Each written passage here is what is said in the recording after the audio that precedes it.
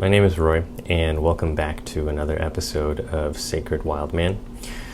Today I am going to do something a little bit different from my previous videos. Recently went through a pretty big change in my life, and so it has me feeling a little bit disoriented and also reevaluating some things. That being said, it has kind of helped me settle into more openness, like an open-heartedness, and also letting things go where before I was pretty rigid in my approach or beliefs. So this video is going to just be pretty just as organic as it can be. I have some notes on my computer here, and as for the rest, I'm just going to go with it and see how it turns out, and then just upload that result. So the title I have for today's video is, Are You Addicted to Suffering? And it ties in pretty well with the last video that I made, which was sort of a poetry video essay on death. If you haven't watched that, you can check that out. It's about, I think, 6-minute video.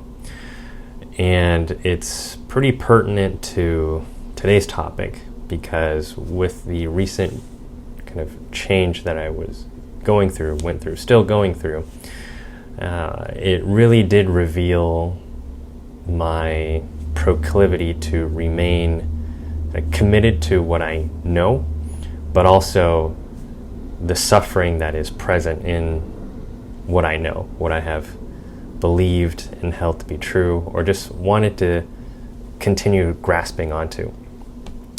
And there's 3 stories that came to mind that I wanted to share with you that illustrate pretty well just some of the thoughts and feelings that I've had around this.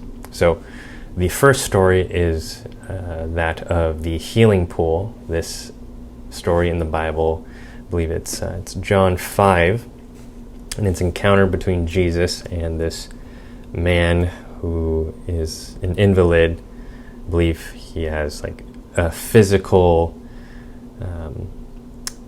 ailment that prevents him from, being able to move. I think it says here, yeah. Let's see, perhaps he was paralyzed. But I will go ahead and read the story first, and then give my kind of take on it. So John 5, the healing at the pool. Sometime later, Jesus went up to Jerusalem for one of the Jewish festivals. Now there is in Jerusalem, near the sheep gate, a pool, which in Aramaic is called Bethesda, and which is surrounded by 5 covered colonnades. Here a great number of disabled people used to lie, the blind, the lame, the paralyzed. One who was there had been an invalid for 38 years. When Jesus saw him lying there and learned that he had been in this condition for a long time, he asked him, "Do you want to get well?" "Sir," the invalid replied, "I have no one to help me into the pool when the water is stirred. While I am trying to get in, someone else goes down ahead of me." Then Jesus said to him, "Get up, pick up your mat and walk." At once the man was cured. He picked up his mat and walked. The day on which this took place was a Sabbath, and so the Jewish leaders said to the man who had been healed, "It is the Sabbath. The law forbids you to carry your mat." But he replied, "The man who made me well said to pick up your mat and walk." So they asked him, "Who is this fellow who told you to pick it up and walk?" The man who was healed had no idea who it was, for Jesus had slipped away into the crowd that was there. Later, Jesus found him at the temple and said to him, "See, you are well again. Stop sinning or something worse may happen to you." The man went away and told the Jewish leaders that it was Jesus who had made him well.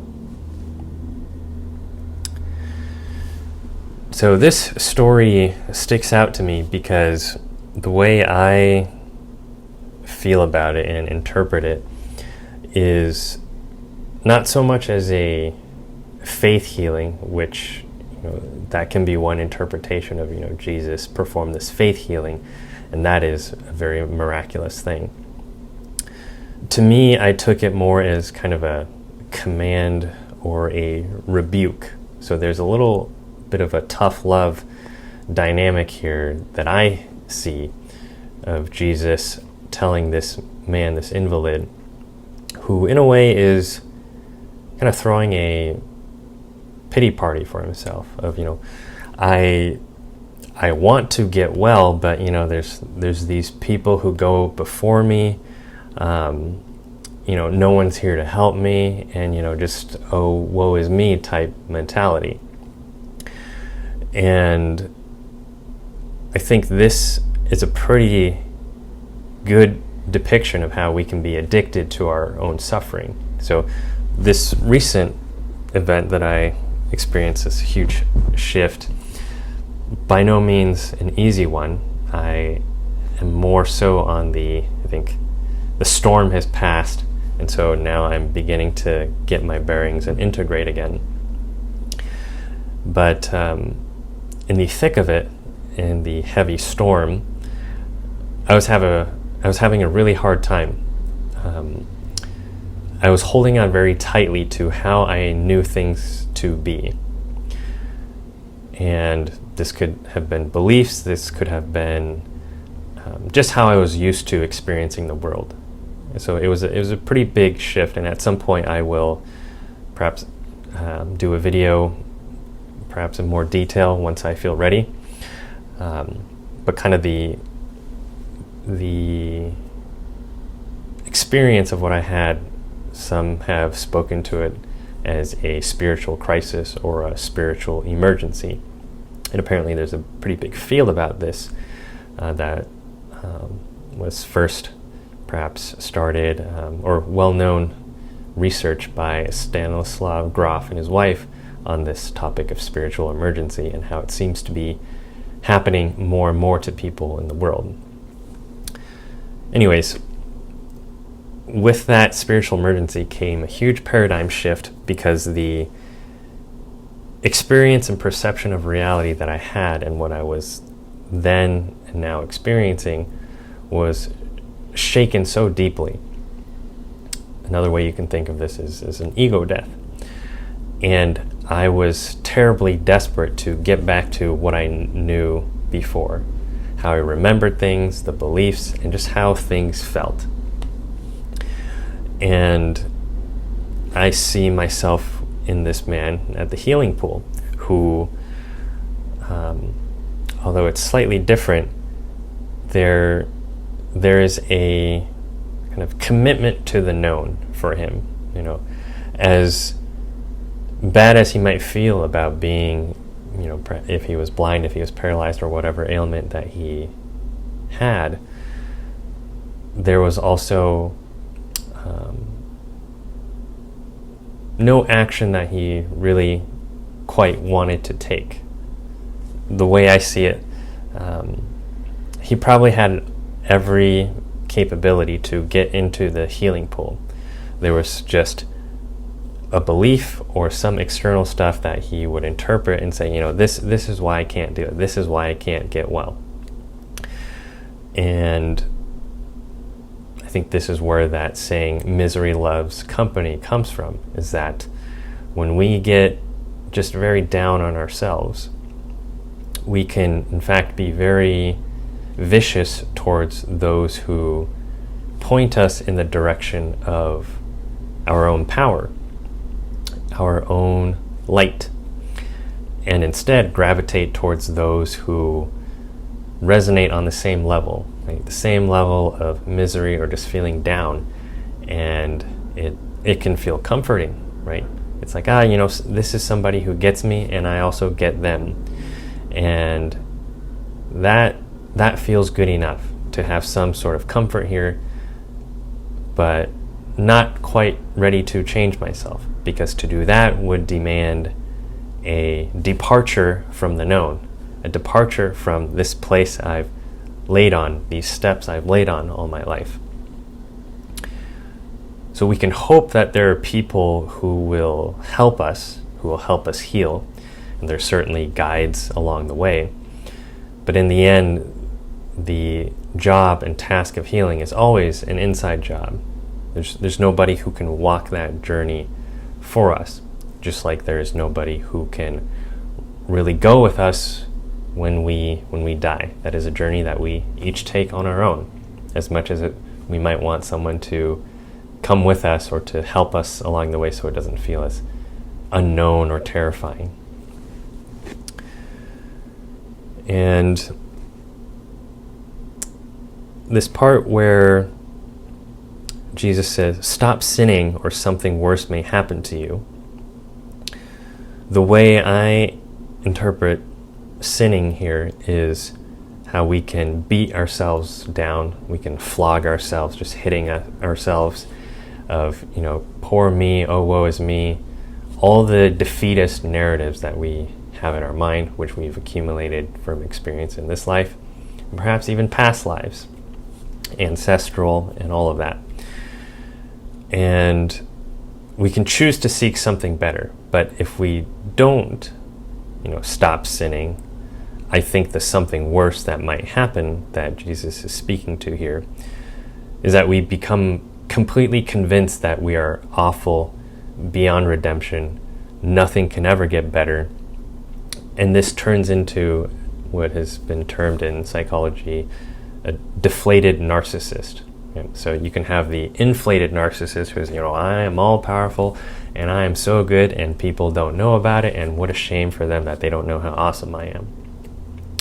The deflated narcissist is also collapsed in on himself, but from the perspective of how awful he is. He can't get over his own misery. Okay? He's just there kind of staring at it, or staring at himself in the mirror, like, this awful burden I carry, this awful life that I live. And perhaps you yourself know what this feels like, or you have encountered people, friends or family, strangers, who exhibit this deflated narcissist energy. And you might notice when you're around them, you just feel, gosh, who just snuffed out all the lights in the room and is pulling me into this dark abyss.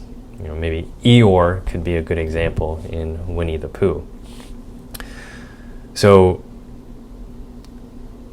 I think that's the something worse that can happen to us, is if we continue to beat ourselves up about how awful we are or how awful things are, we will eventually make that our reality, the self-fulfilling prophecy. And therefore the addiction to the suffering, because it's something we know, as awful as it feels familiar. And so when something is familiar, it can't really hurt us. Now, some people can also take it the route of externalization. Rather than collapse in on themselves, they put it outwards of the degree to which they feel awful about themselves can then generate a sense of bitterness, envy, and entitlement with what they see around them. If others are happy, if others are, perceived by them as successful, they will slowly build up inner resentment. I certainly have.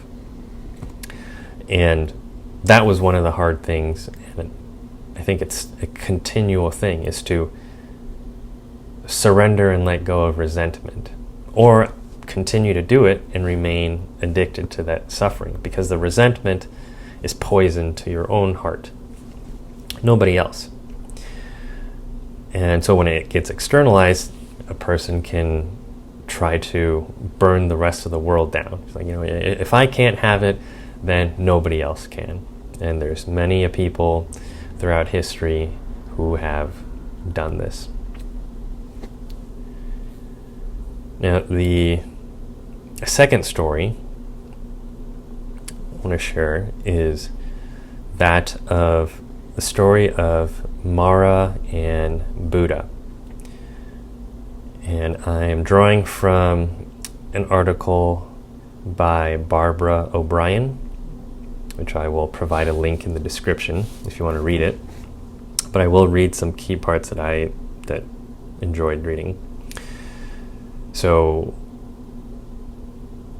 the encounter between Mara and Buddha. As the about-to-be Buddha, Siddhartha Gautama, sat in meditation, Mara brought his most beautiful daughters to seduce Siddhartha. Siddhartha, however, remained in meditation. Then Mara sent vast armies of monsters to attack him. Yet Siddhartha sat still and untouched. Mara claimed that the seat of enlightenment rightfully belonged to him and not to the mortal Siddhartha. Mara's monstrous soldiers cried out together, "I am his witness." Mara challenged Siddhartha, "Who will speak for you?" Then Siddhartha reached out his right hand to touch the earth, and the earth itself spoke, "I bear you witness." Mara disappeared. And as the morning star rose in the sky, Siddhartha Gautama realized enlightenment and became a Buddha.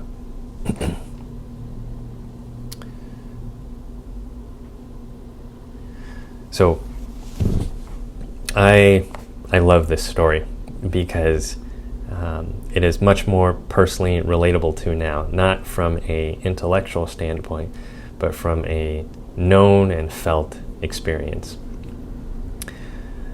And a few more lines from the article itself that I just wanted to share.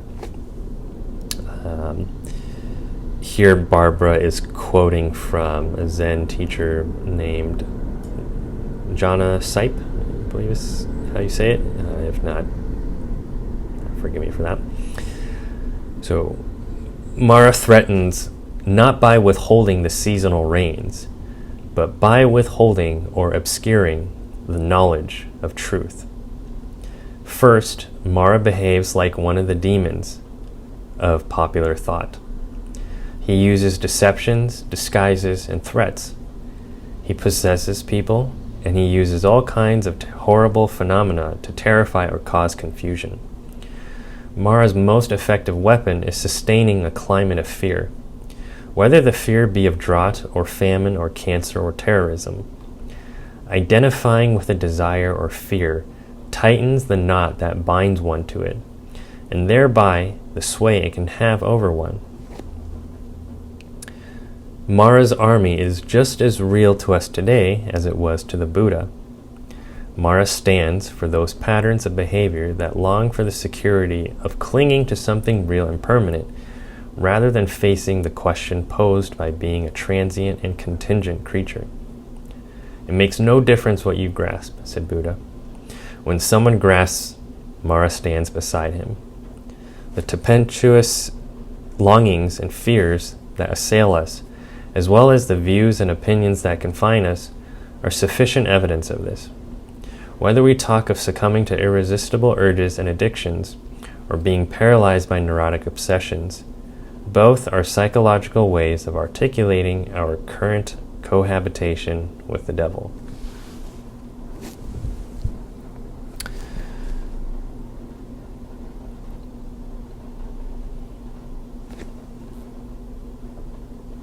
Yeah.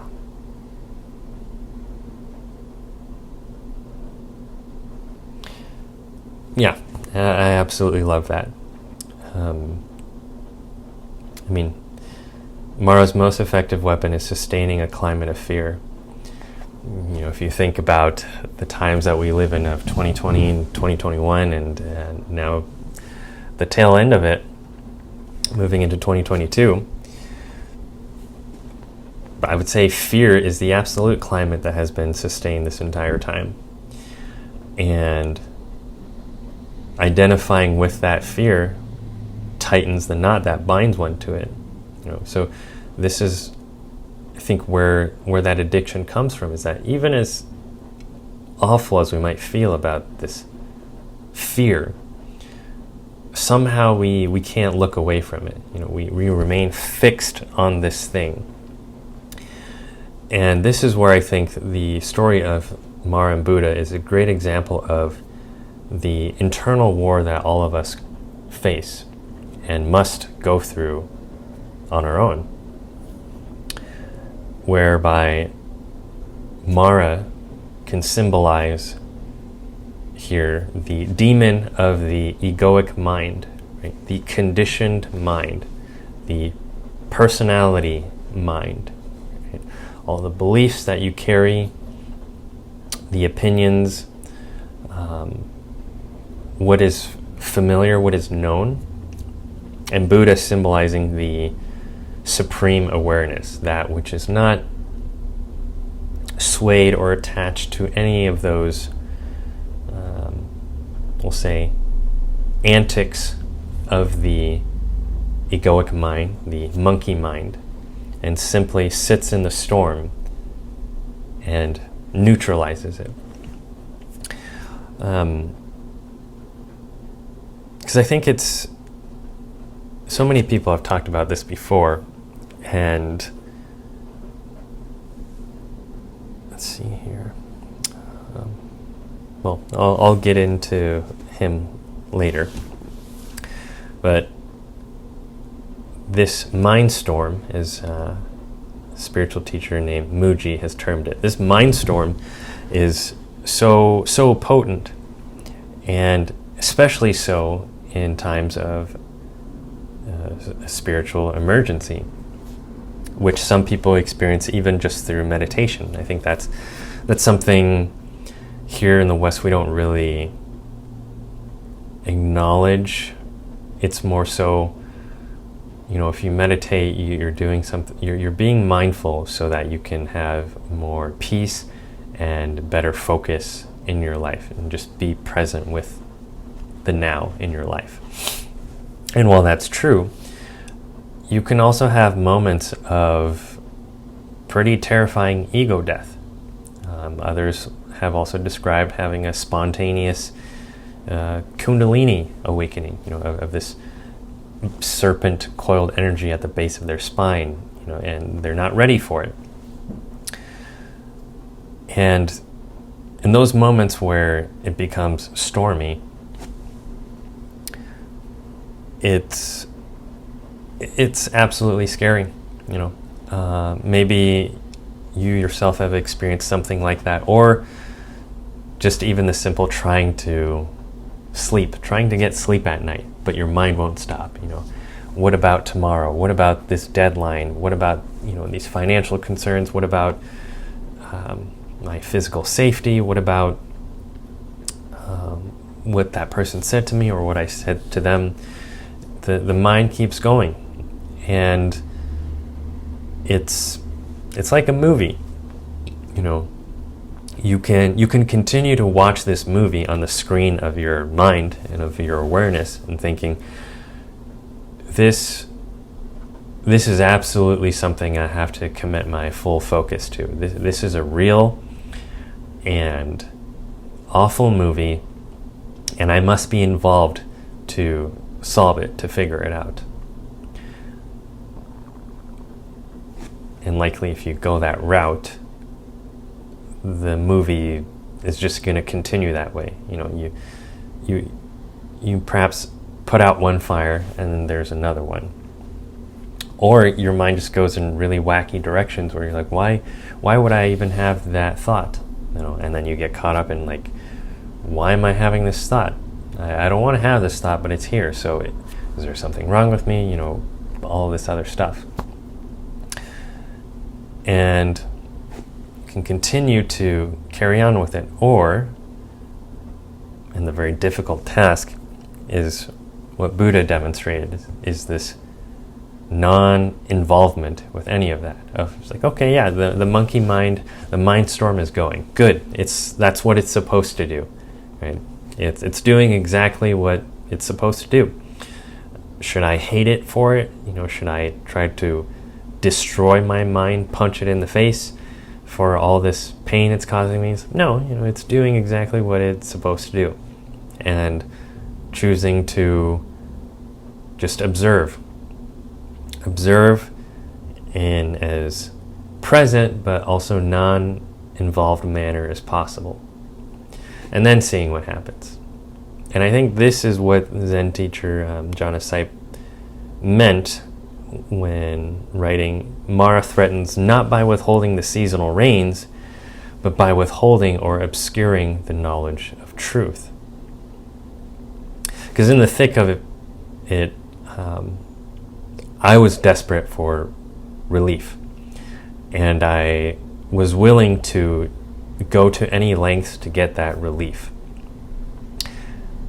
I think this parallels what a lot of people are experiencing now, is in this, we'll say, collective global mindstorm, is that many want to, quote unquote, get back to normal. I just want things to return to normal. And I get that. I empathize with it, you know. I'd be willing to do anything in that moment, willing to do anything to get back to normal. And the things that I thought did not, which drove me even more paranoid and scared. It's like, none of these things that I used to do or know to do are working. It's not providing me relief. I don't know what I'm going to do. And this is when the mind is so desperate for this conditioned mind, or a friend of mine called it the slave self, can be so desperate for relief that if it does not get it, then it will take its own life. It will take death on its own terms. You know, it's that desperate for that control. And so, whether that's the route a person takes, literally or figuratively, or they keep searching. Okay, you know, maybe this thing didn't work. Okay, I'll toss that. I'll try this. You know, maybe this will give me the relief that I want. I would say it does obscure the knowledge of truth, which, you know, what is that truth? It's hard to capture in words. Things only really changed for me, and this is when there was a huge rise of gratitude, was when I moved into acceptance. And that was a really hard thing to do, because I basically chose to accept, this is my reality right now,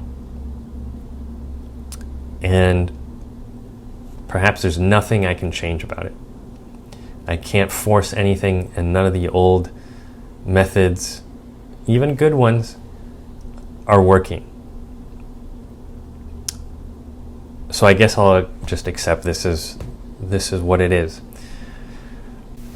Okay, so the video cut off, but that's all right. Give me a break to get some water and lozenge, because my throat was getting sore talking. But yeah, I think where I left off was things shifted because I chose to accept where I was at. And somehow this shifted into a knowledge of truth, or an experience of truth, that I still quite can't put into words yet, as I'm still integrating what the hell did I go through? What the hell did I experience in this big shift? But there was a tremendous amount of gratitude on the other side of that. And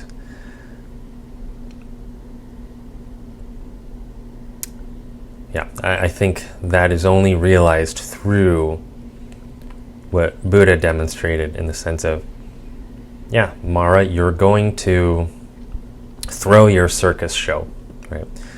To tempt me or create a climate of fear. And I'm just going to watch you do all of that without buying into any of it. And that's when he became enlightened. You know, he became the enlightened Buddha.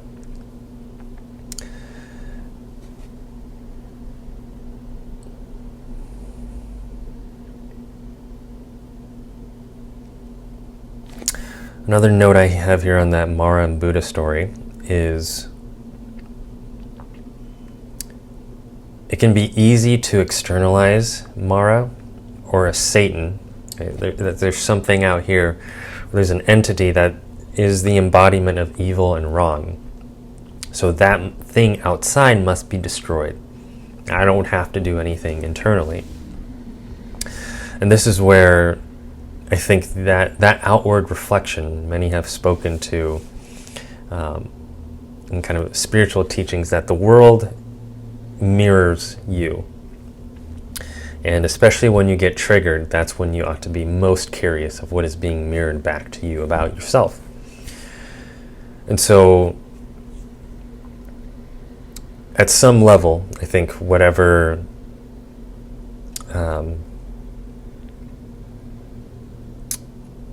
that evil or wrong we see out there existing, this demonic Mara that seems to be hell-bent on ruining us,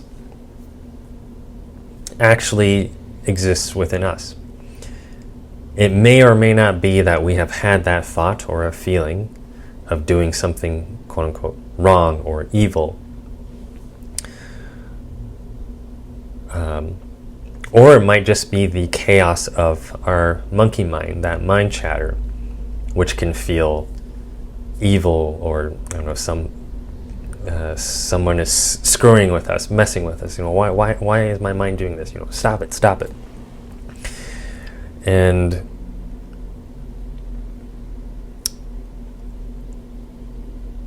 that, I think, is most well captured by Gollum and Smeagol from the movie Lord of the Rings. Because in that, I think some have said, Gollum is just is a corrupted part of Smeagol because of the ring. And that Gollum, Smeagol is like a split personality. One recent thing I've thought of watching that movie again is that Gollum is a pretty good depiction of that monkey mind, that conditioned mind, that slave self, that tortured self. And then Smeagol, well, also that tortured self, but more so the part that is the you struggling with your own monkey mind, with your own conditioned mind. Because there's a scene where essentially it's a dialogue between Gollum and Smeagol. A dialogue between, we'll say, this, you could call it the super ego versus the ego, the monkey mind chatter versus the,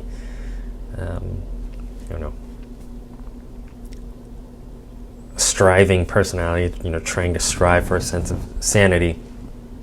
Gollum is relentless and very cruel in how he speaks to Smeagol, calling him a murderer, telling him he has no friends. Maybe you've had these thoughts yourself, this harsh inner dialogue, this inner critic. It's the imposter syndrome, or whatever you want to call it. And, it's hard not to feel for Smeagol as you watch that scene, as he's struggling to stand his ground of saying, no, what you're saying isn't true. I'm not listening. I don't want to listen. I don't want to hear this. That would be an example. Smeagol would be an example of what it is to entertain Mara's illusions. Right? To watch the movie screen and say, shoot, this is the movie of my life, and I need to be involved. I need to get caught up in it. But eventually, Smeagol is able to overcome it and tell Gollum to go away, although just temporarily. Because whether we heavily identify with this illusion within our mind, or we push it away vehemently, both still create an attachment, right? It's that love or hate, which is spoken in the movie as well. In the beginning, in the Fellowship of the Ring, Gandalf talks about how Smeagol or Gollum, he both hates and loves the ring. And I think, if we were to use that as the Lord of the Rings as an allegory, let's say Sauron is the Mara, and Sauron distracts with the ring, right? Or the mind tricks Sauron plays on people.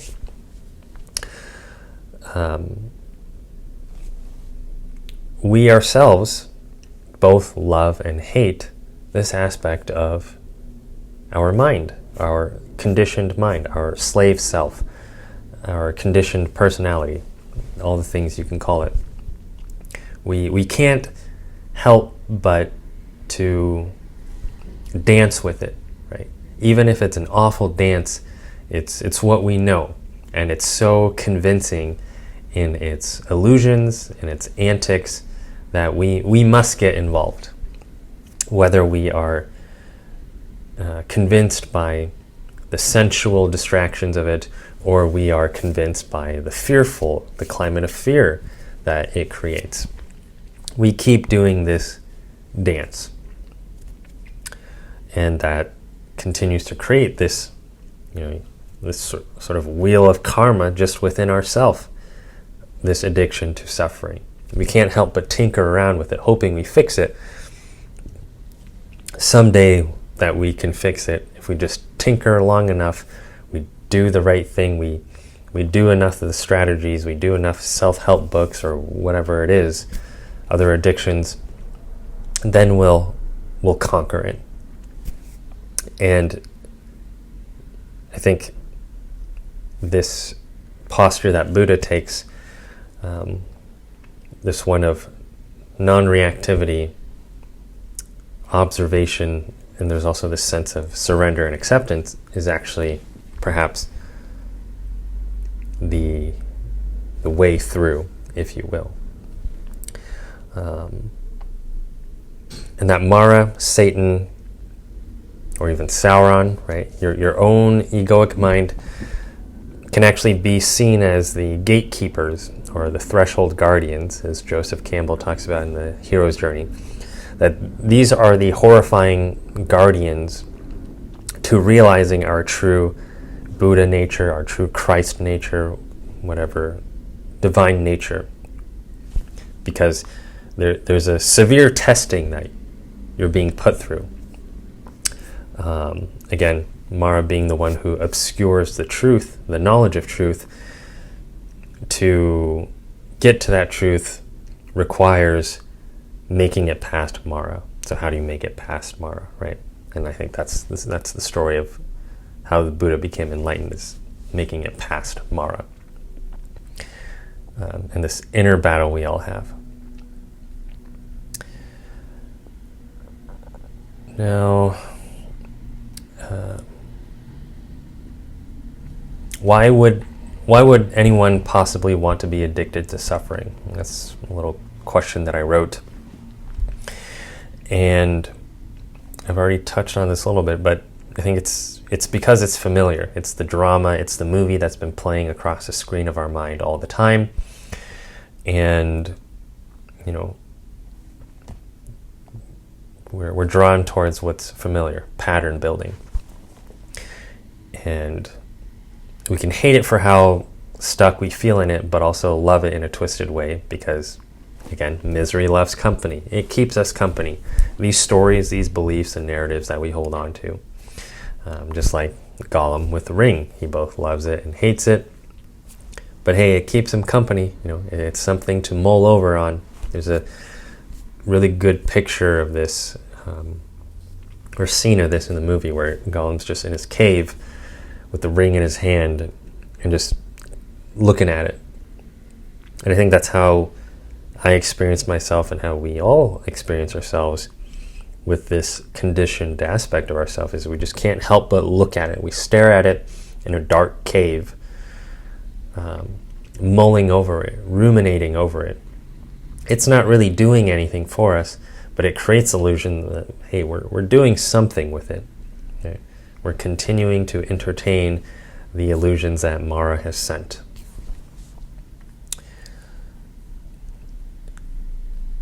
However, this changes, right? This changes for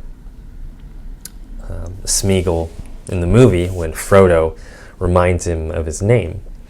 And once he remembers his name, his eyes light up, and all of a sudden there's this joy that he feels of remembrance. And I think that's a great symbol for us remembering our true nature, right? So what is that knowledge of truth that is being obscured by Mara? It looks like in that story for Buddha, it was realizing his enlightened nature. Right? Buddha being the enlightened one. So too for all of us, right? To remember who we are, what we are. And that's not something that can be taught to you through a book or intellectually grasped, but it must be experienced. It must be felt and known on a level beyond rationality, but just your very state of being, your very nature. So I thought that was at least from my interpretation, a beautiful touch of the movie, of being reminded of who he is, and that's where his path towards freedom begins. And then, of course, later he gets corrupted because of the trauma, right? And Gollum comes back, this conditioned mind comes back, this survival aspect of ourselves, of our mind comes back, because Gollum tells Smeagol, we survived because of me, it was me. And if you think about, for yourself or maybe others you've come across, these coping mechanisms or behaviors, patterns we develop, or beliefs we hold, they kept us alive, right? Anyone who has been through a traumatic experience, there's no ranking of this, right? Because trauma is specific to the person and how they experience it. Every person finds their own way to survive a traumatic experience. And they will continue to hold on to that pattern because it was necessary to keep them alive. And so that's where it can be so hard for change to happen, is because there's a deep part of us, this conditioned mind, this slave self, this suffering self, who says, well, if I don't do this, right, if I stop these patterns, I don't believe that I'll be safe. I must continue these things in order to keep me alive, even though now they are contributing to my suffering. There's a paradox to it. And this is, I think, where we come to the ego death.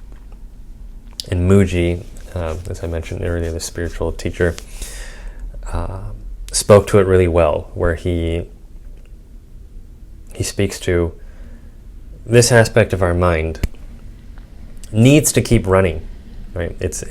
It needs to keep running because that's how it keeps itself alive. You just think of a hamster running on a wheel of karma. And the mind, let's see, as the hamster in this analogy, only trusts itself to keep itself alive.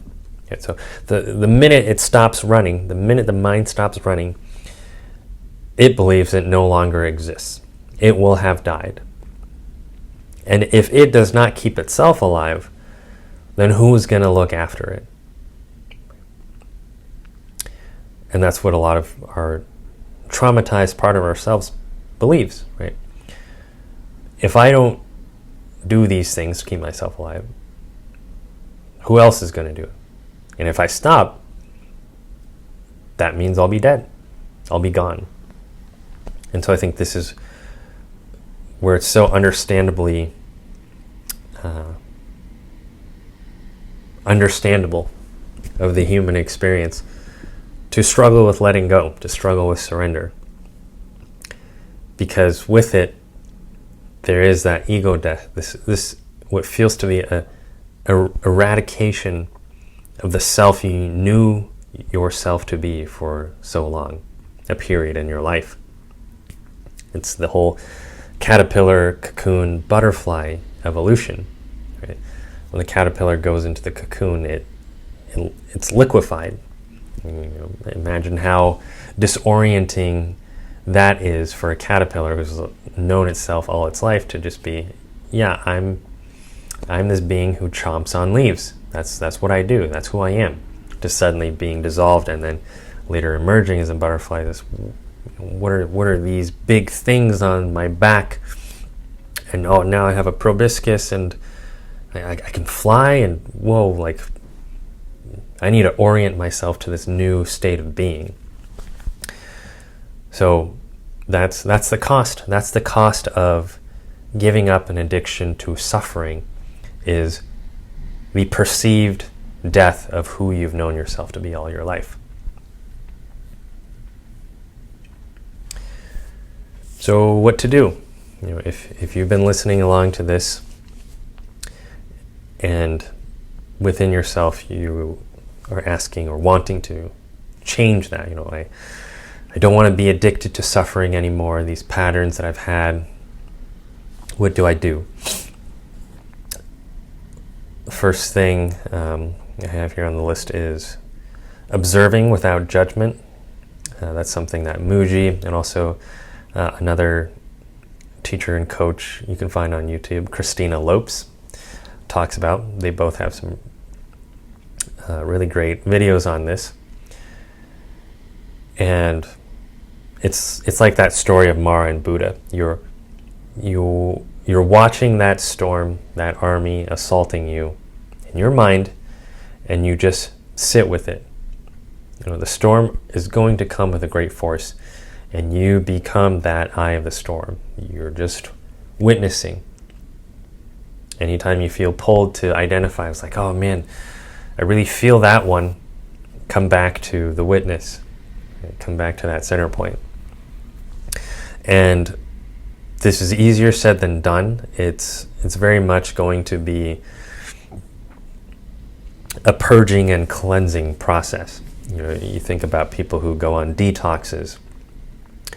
Maybe they do a juice cleanse or something. The body itself has to detox a lot of the stuff that is stored in its organs, muscles, what have you. So it's not easy in the beginning. You will likely have a lot of sensations come up, a lot of intensity with emotions and feeling it within your body. That's a normal thing. You're not nuts or going crazy. That's just part of the process, the cleansing and the detox process. And it can only be felt to be understood. It's not something you can think, oh, intellectually, yeah, I need to purge and cleanse. So, I got that covered, check. It must be felt, because the whole idea is you must be able to feel, express, and release in order to actually heal it. Another thing I can recommend would be heart coherence guided meditations. You can find a lot of these on YouTube, and that's very helpful for aligning the mind and the heart. Through this recent spiritual emergency of my own, I got this sense that my mind, that's where I am most of the time. How I make decisions, how I do everything. It's like the mind. And I see it as more as the mind as a masculine, kind of spear-like energy, and the heart as a more feminine, receptive, soft energy, intuitive energy. And I got this picture of my mind as this very embittered, bloody, downtrodden warrior. He's been active too much. He's tried really hard and what a valiant effort he has put up to try to carry the weight of human life, navigating life here on earth. And now it's time for him to rest and be embraced in the arms of the loving heart, and to begin trusting the heart more. The whole idea, I think it's in a book too titled Descartes' Error, is that so far we've been living in a world where we've operated from, most people, the heart serving the mind, whereas it's actually supposed to be the other way around, where the mind exists to serve the heart. The heart has the desires, has the visions, and the mind is the one who can help bring them into reality. So those meditations can be very helpful.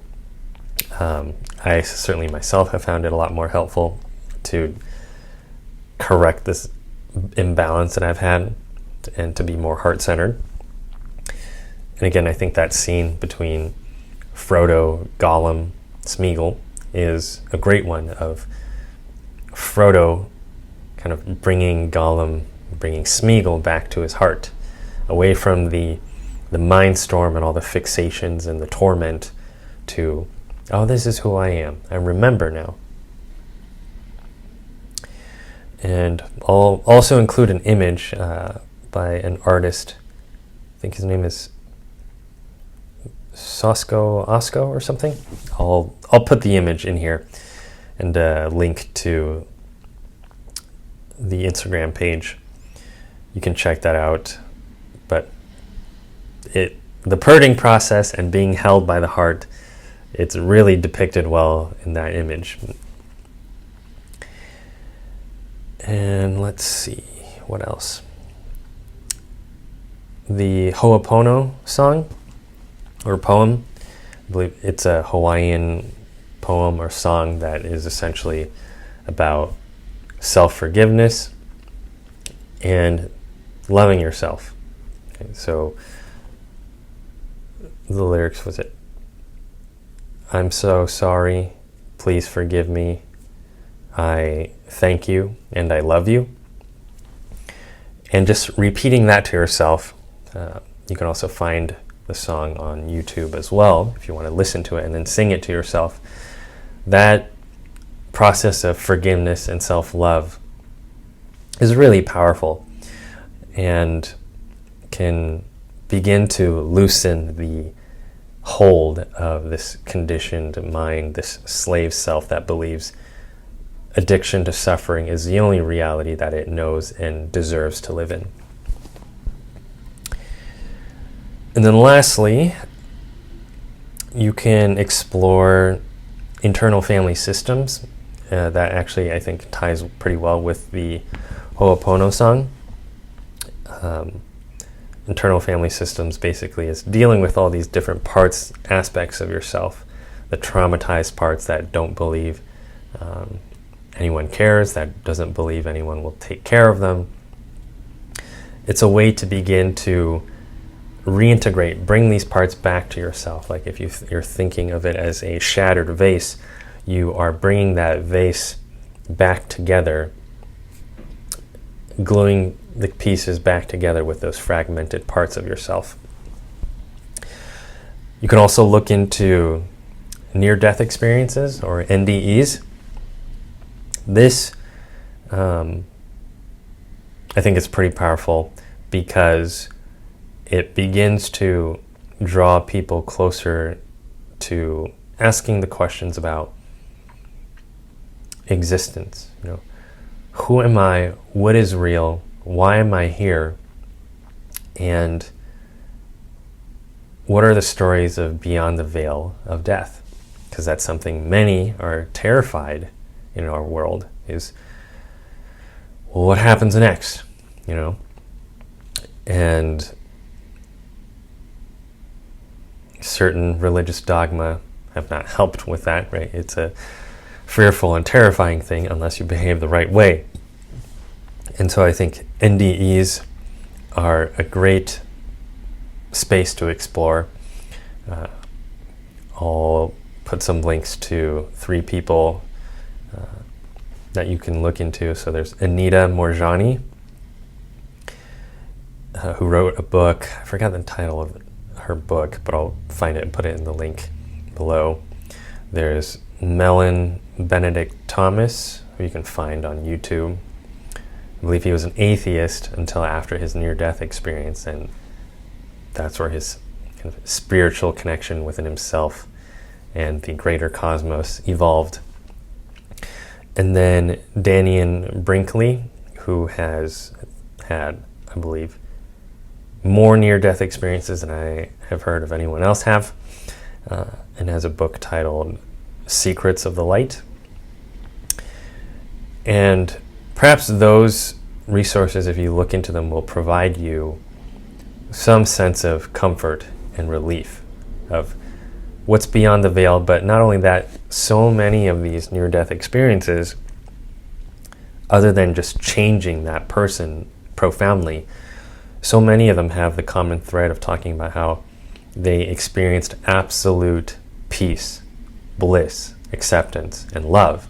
Others talk about contacting the God source and just feeling absolutely accepted and loved beyond comprehension.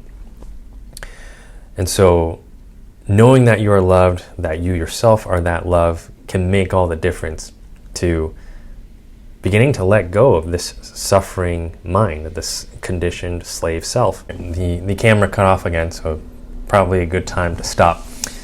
Yeah, so if you listened through, stayed with this whole video, thank you for staying here and listening and tuning in.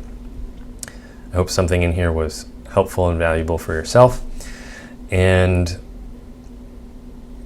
yeah, I would love to hear from people in the comments, if there was something in this video that stuck out to you, that you found helpful, or perhaps even sharing your own journey of whatever you want to call it, dealing with addiction to the suffering self, how you liberated yourself. Yeah, whatever you feel drawn to sharing or commenting, that's welcome. And again, thank you for tuning in, and I will see you in the next video.